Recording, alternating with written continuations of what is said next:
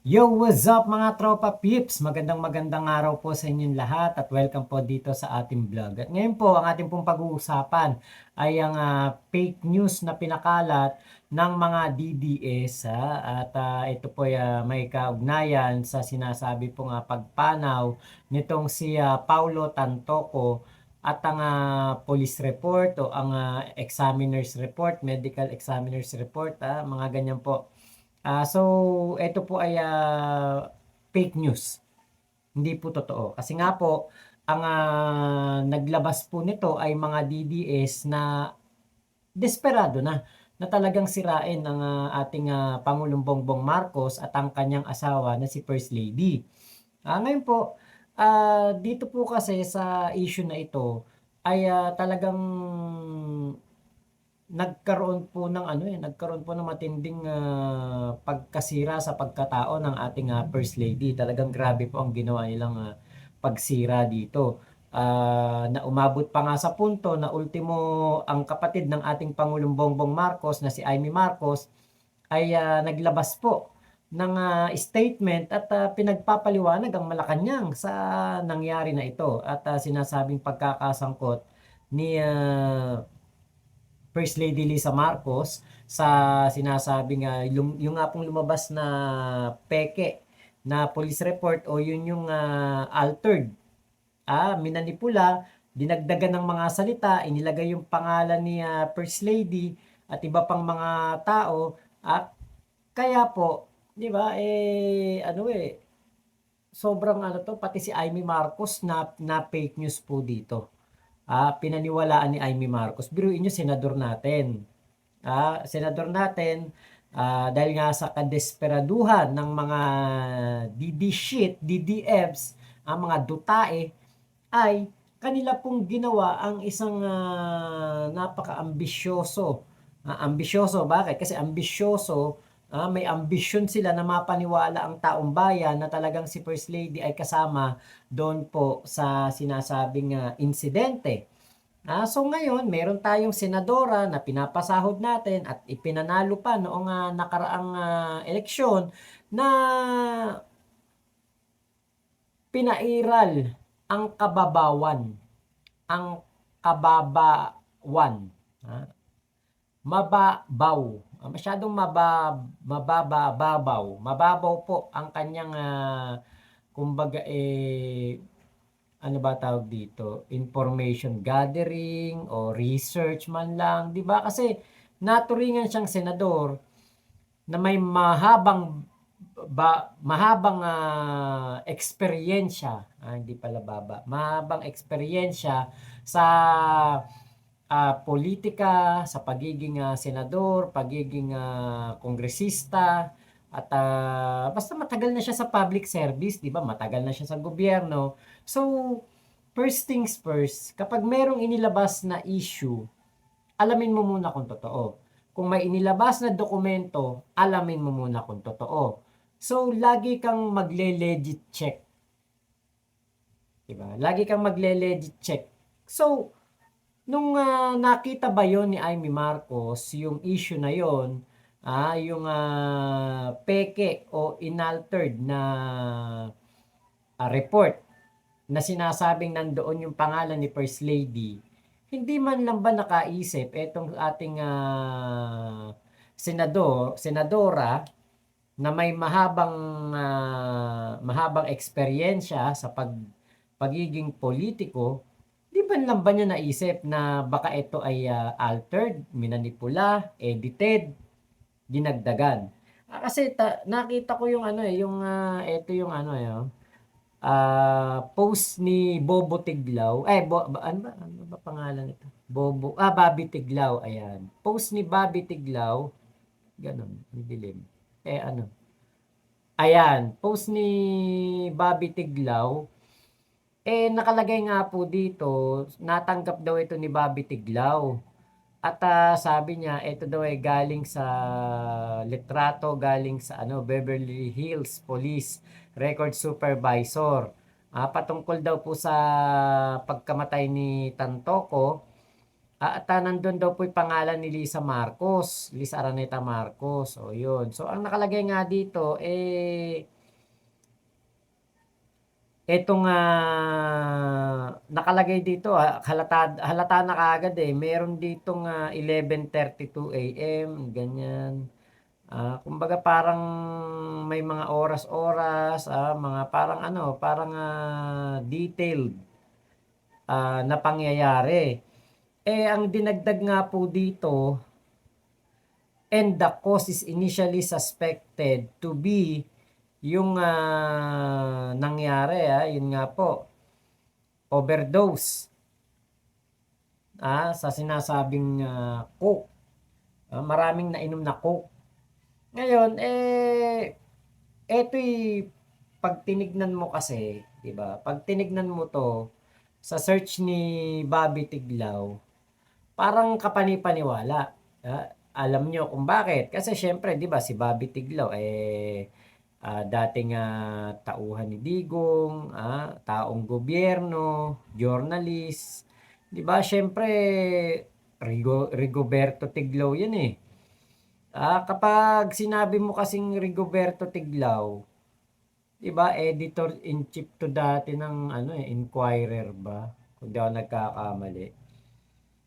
Parang maano siya, yung legitimate na journalist o legitimate na media na hindi magpapakawala ng fake news, 'di ba? Pero dahil nga sa post niya na 'yan, ang dami pong nagbigay ng espekulasyon na ang ating First Lady ay may kinalaman dito po sa nangyari kay Paulo Tantoco. Pero 'yan po lahat ay fake news. 'Yan po ay hindi totoo. Kasi nga po yung inilabas ni Bobby Tiglao, ano po 'yan, ba't kasi Bobby, 'di ba? Parang ano, 'no?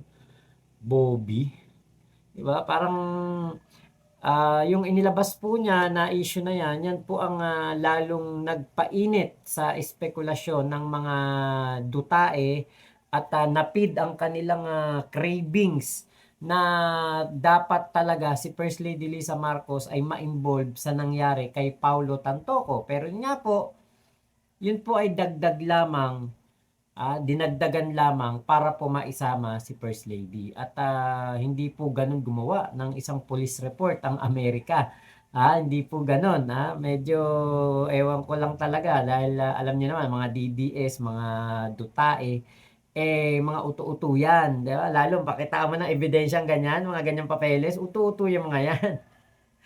Do'n nga si ano nga, 'di ba, si Bato de la Rosa nga naniwala do'n sa PIDEA leaks, na papeles dahil sabi meron daw stapler, may puncher.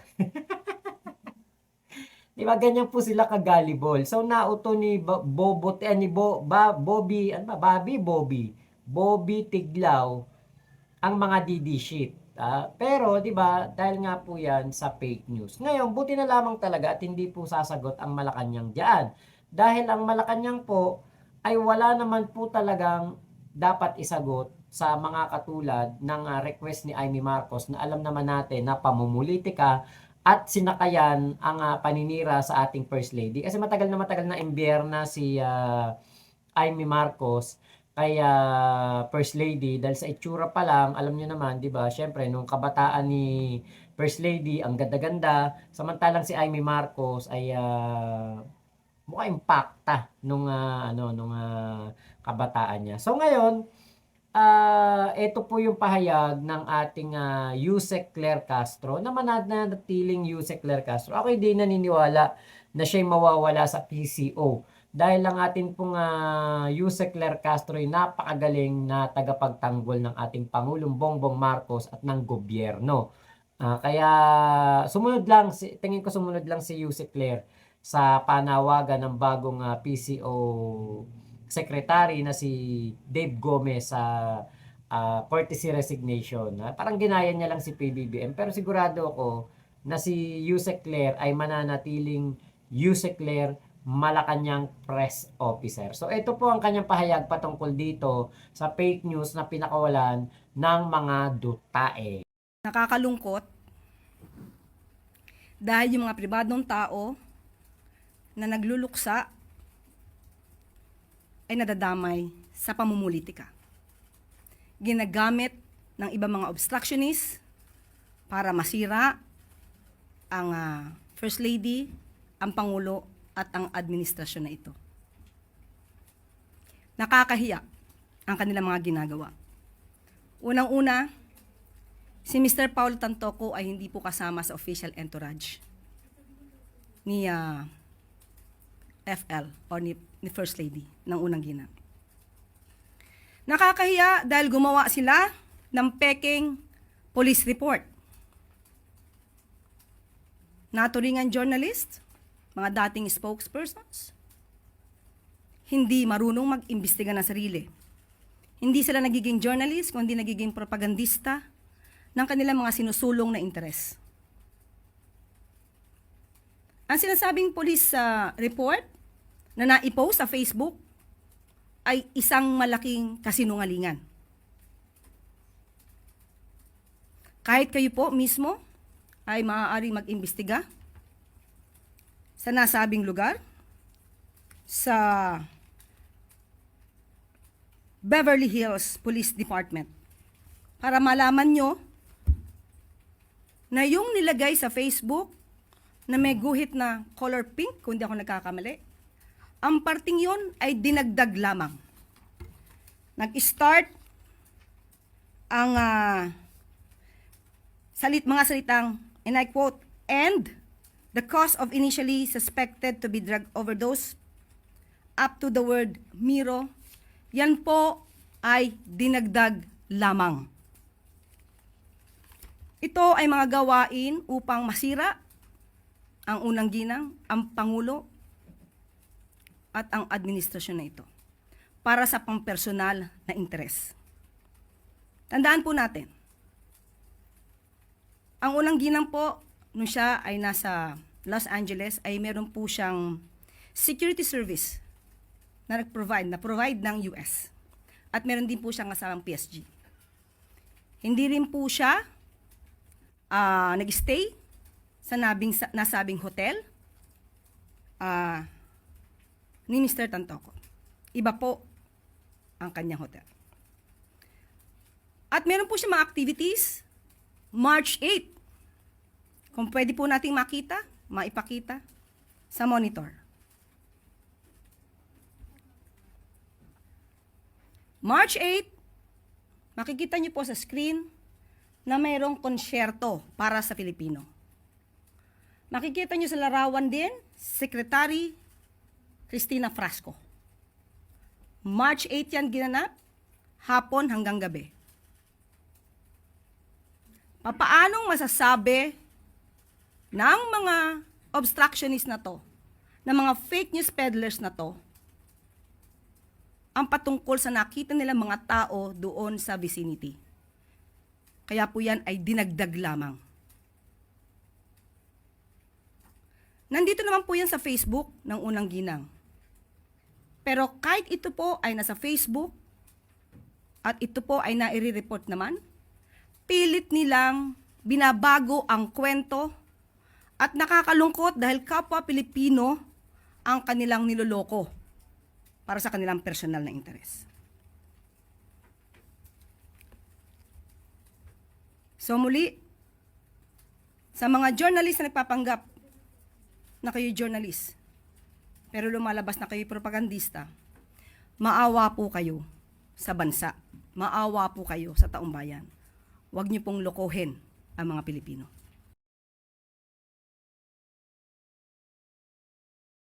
So, dyan po sa pahayag na yan ni Attorney Claire Castro ay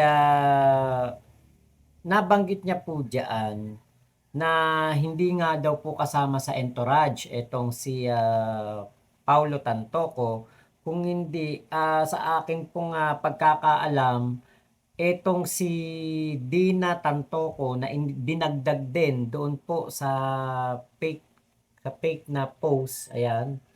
Dinagdag din po diyan yung pangalan na Dina Arroyo Tantoco, katabi ng pangalan ni First Lady Lisa Araneta Marcos.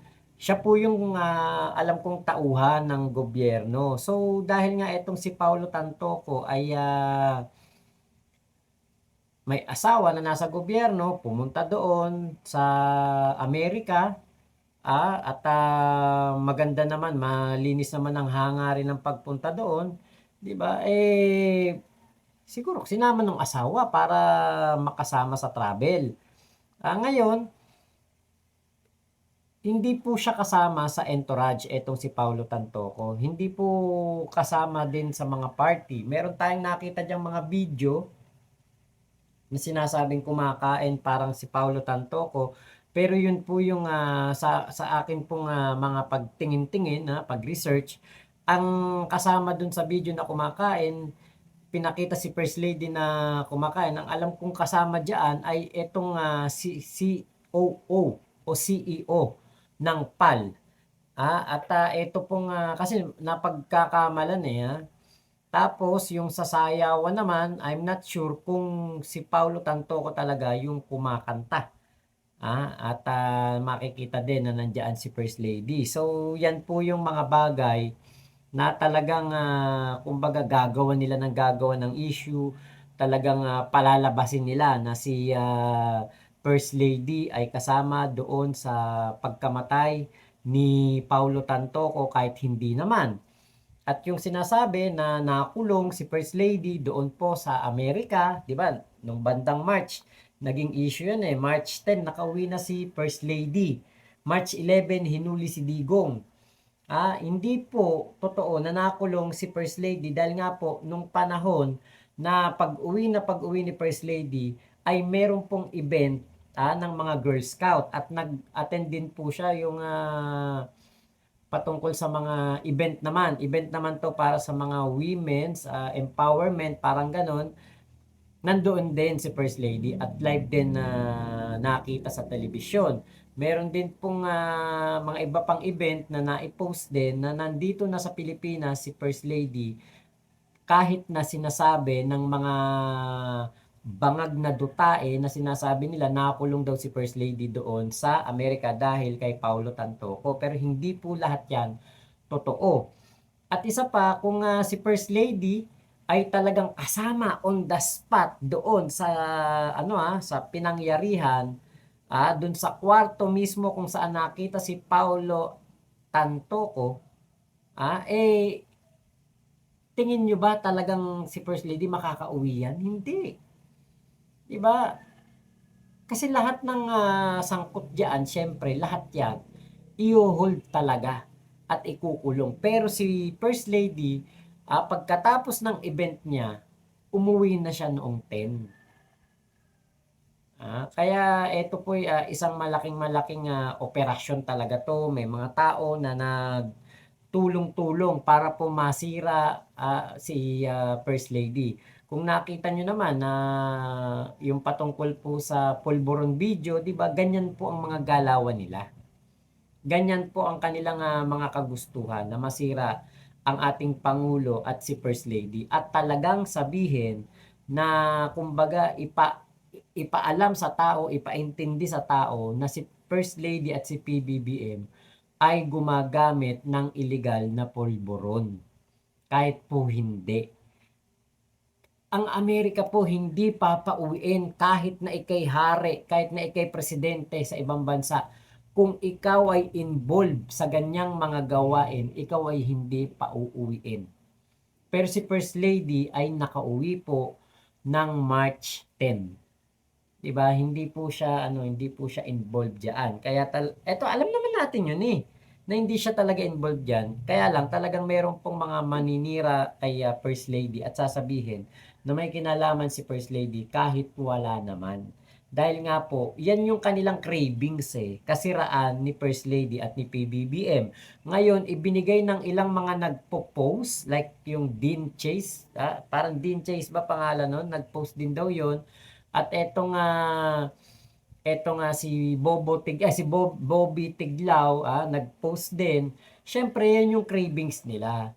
So, yan yung paniniwalaan nila. Kahit nasampalin yan ni Yusek Claire Castro ng katotohanan na yan ay altered.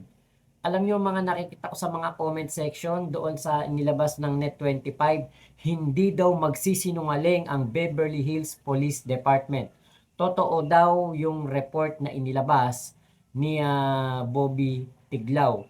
At ito daw inilabas ng ating ng Net25, yan daw po ay inedit lamang at ni-request daw po, syempre presidente daw si BBM, para daw ito ay hindi mapahiya ang first couple, pinatanggal daw ni BBM yung report na yan. Yung kasunod nung yung idinagdag, pinatanggal daw yun. Nakakatuwa lang kasi alam nyo, grabe yung kanilang kanilang mga speculations na kahit nasampalin na ng katotohanan. Net25, alam natin ang Net25 ay medyo critical sa ating gobyerno. 'Di ba si Eden Santos nga ay napaghahalatang DDS. Mas pinapaniwalaan nila ngayon na yung si Bobby Tiglao legit ang inilabas, tapos yung Net25 ay hindi daw yun totoo. Kasi ito yung pagkakaiba. Ayan yung fake, yung may bilog, yung may dagdag. Tapos ito naman yung original na nakuha ng Net25, nawala yung dagdag. Kaya ang mga bobo po talaga, mahirap po talagang paliwanagan yan kasi nga po, bobo sila. Sa post po ng Net25 nakalagay dito, sa original copy ay wala ang bahaging binanggit na dahilan sa pagkamatay ni Tantoco, habang sa kumalat sa social media ay tinukoy ang polvoron overdose, maging ang mga pangalan ng inimbestigahan sa issue kabilang si First Lady Lisa Marcos.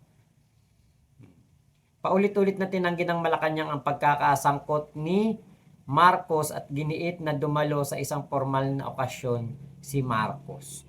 Diba? Syempre, ipipilit nila kung ano yung gusto nilang paniwalaan. Yun ang gusto nilang paniwalaan. Ultimo nga pati po yung hindi pagsama ni First Lady sa travel ni working travel, hindi yan yung pamamasyal. Makikipagpulong si PBBM kay Trump, kay President Donald Trump. Sinasabi po ng mga DDS na kaya daw hindi sasama si First Lady ay dahil baka hindi na daw makauwi. At kaya daw pinatawag ni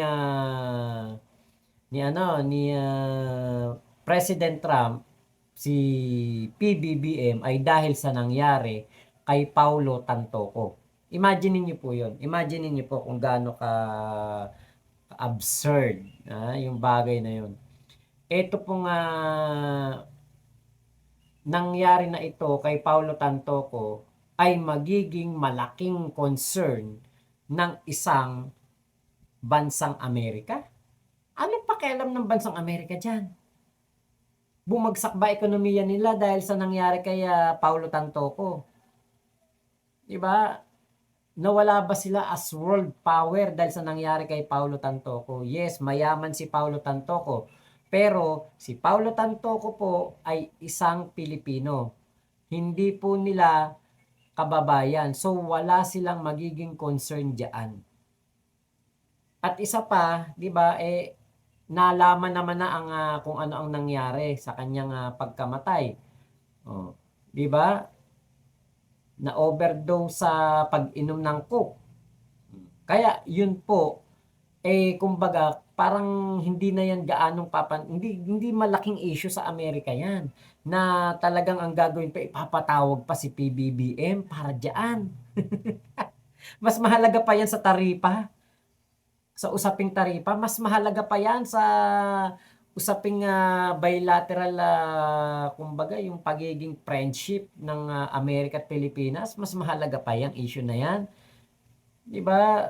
Sa ibang meron po ako isang video na gagawin. Reaction na natin si Harry Roque at yung sa issue naman ng courtesy resignation ni Attorney Claire Castro. Yan po ang mga susunod nating topic. Kaya po, dito sa fake news po na ito, hindi po ito dapat paniwalaan. Lagi natin kukontrahin kung ano po yung mali, mga maling information, at yung mga fake news po na pinapakawalan na itong mga bobong dutae. Dahil nga po, kahit papaano maraming naniniwala Yun ang mahirap. Maraming naniniwala. Kahit nga mainstream media na nagbabalita eh. Alam nyo, sasabihin pa nito mga to, wala na daw kredibilidad ang mainstream media dahil mas naniniwala na daw sila ngayon sa mga vlogger. O, di ba? Napaka ano ng kanilang pag-iisip. So, kamusta naman etong si Amy Marcos, di ba? Pahiyang-pahiya si Amy Marcos dito sa nangyari na ito. Kaya First Lady na iniuugnay doon kay Paulo Tantoco. So wala pong dapat isagot talaga ang Malacanang dahil nga ang First Lady wala naman doon sa pinangyarihan, ang First Lady wala namang kinalaman doon sa nangyari kay Paulo at ang ating pong First Lady ay nagtatrabaho ng maayos para sa ating gobyerno. Ang First Lady po, meron po yang gampanin kahit papaano. At napakaganda naman ang ginagawa ng ating First Lady. Nakikita natin ang kanyang mga magagandang nagagawa para sa suporta sa ating Pangulo. 'Di ba? Pero alam nyo, ito nga yung masama eh. Kung sino pa yung kamag-anak mo, yan pa yung magda-down sa'yo. So, dinadown talaga ni Amy Marcos ang ating Pangulong Bongbong Marcos sa pag-connect nitong pagiging paniwalain ni Babalina ay ni ano ni ay ba't nasabi ko ni Amy Marcos sa mga fake news ng mga DDS. So si Amy Marcos ay nabiktima ng fake news na inilabas ng mismong mga Dutae supporter. Yun po ang nakakalungkot. Nagpapasahod tayo ng mahabang pasensya. Taong may mahabang eksperyensya sa public service na naniniwala po ngayon sa fake news. Naniniwala ang isang tao na may mahabang kaalaman, mahabang kumbaga kanyang panahon na ginugugol. Kasi bata pa lang to, politiko na to eh. 'Di ba si Amy Marcos pero napapaniwala pa rin ng mga fake news hanggang ngayon. Ano yun, nabobo? Iba na. Iba, mahaba na nga yung kanyang buhok. Parang pati yung sustansya ng kanyang kumbaga utok ay napunta pa sa buhok, 'di ba? Ang gara, nakakita ng ganyan. Only in the Philippines, ang pinaniniwalaan nila fake news. Tapos only in the Philippines, kapatid. Talagang sinisira ang kapwa kapatid, pati ang kanyang hipag. Hipag siya ni First Lady, di ba? Ang pangit. Nakakahiya po talaga. Tama yung sinabi ni Attorney Claire. Nakakahiya po talaga kasi nga po, naturingang senador, naturingang mga dating taong gobyerno ang gumagawa na po ng fake news ngayon para lang mapababa sa pwesto si PBBM at sila na ang maghari dito sa Pilipinas. So yun lamang po, maraming salamat sa pagsama niya dito sa vlog ko na ito. Ingat po kayo, nasan mang panig kayo ng mundo, Momo, chup chup, love you, love you. God bless us all. Pilipinas, God first, happy Thursday!